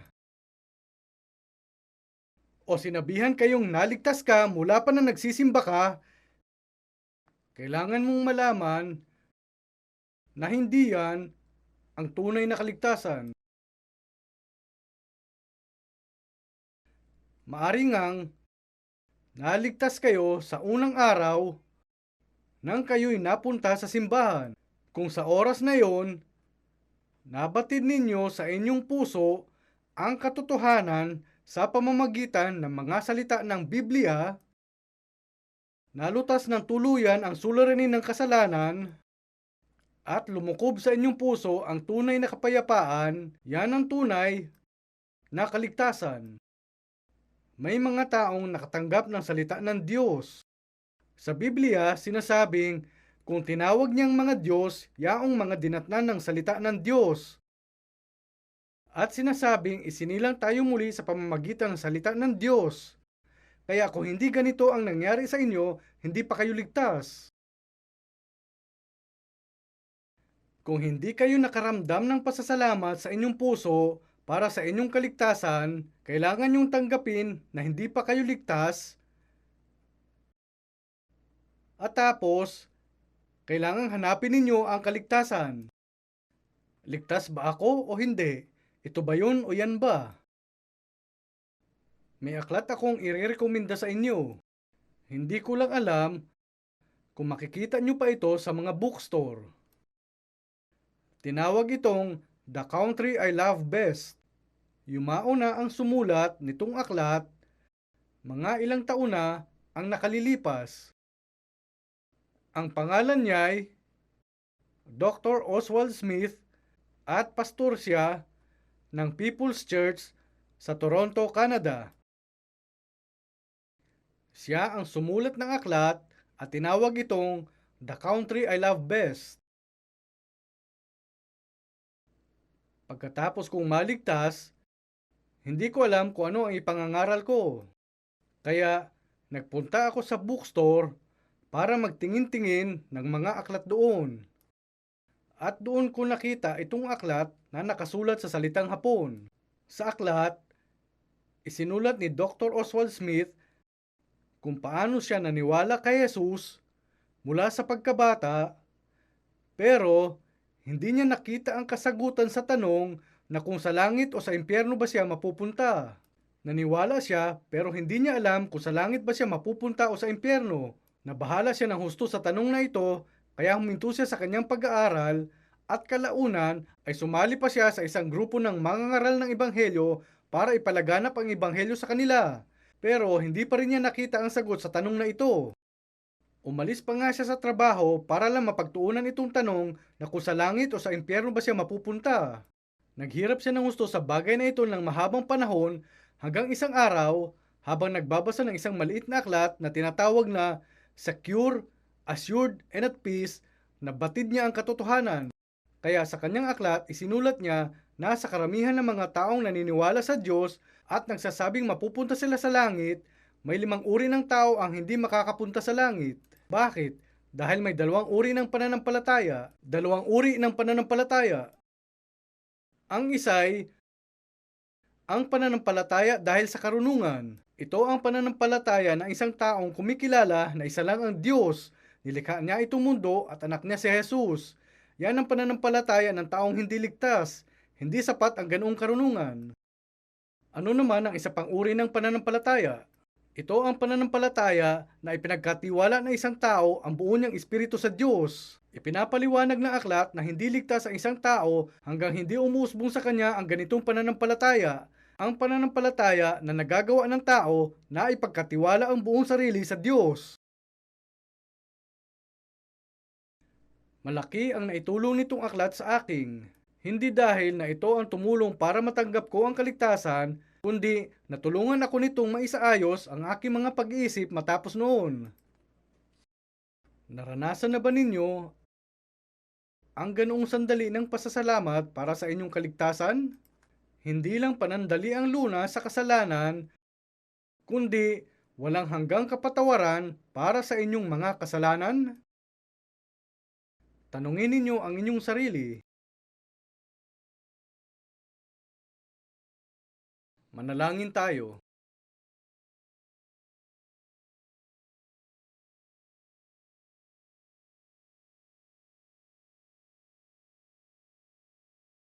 Bago tayo manalangin, tandaan na kapag nakagawa kayo ng kasalanan sa ibang tao, ginagawa ninyo ang ganoong kasalanan sa Diyos dahil nasuway ninyo ang salita ng Diyos.